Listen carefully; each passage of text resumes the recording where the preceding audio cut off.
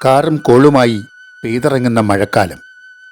മഴ മാറി മാനം തെളിയുമ്പോൾ മഴവെള്ളത്തെ മാറോട് ചേർത്ത് അഭിരമിക്കുന്ന ജലാശയങ്ങൾ, കലങ്ങിയും തെളിഞ്ഞും കുലംകുത്തി ഒഴുകുന്ന പുഴകളും തെളിനീരിൽ തെളിഞ്ഞു മിന്നുന്ന കുളങ്ങളും നമുക്ക് സ്വന്തം.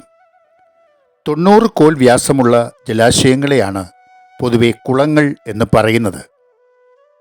കുളങ്ങളേക്കാൾ വലിപ്പമുള്ളതിനെ ചിറകളെന്നും കുളങ്ങളേക്കാൾ ചെറുതിനെ കൊക്കർണി അഥവാ വാൽക്കുളം എന്നും പേര് വിളിക്കുന്നു.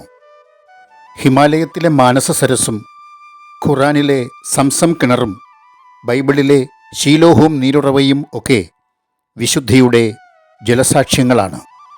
ക്ഷേത്രക്കുളങ്ങളെയും പള്ളിക്കുളങ്ങളെയുമൊക്കെ പവിത്രതയോടെയാണ് നമ്മൾ നോക്കിക്കാണുന്നതും സംരക്ഷിക്കുന്നതും.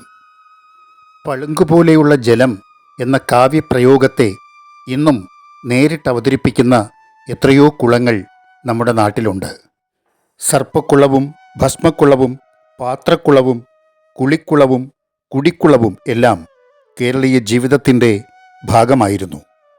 പുരാണങ്ങളിലും വർത്തമാനങ്ങളിലും നിറയുന്ന കുളങ്ങൾ, ജീവജലവും ജീവനും പകരുന്ന പുണ്യതീർത്ഥങ്ങൾ. ഇവയെ നമുക്ക് സംരക്ഷിക്കാം.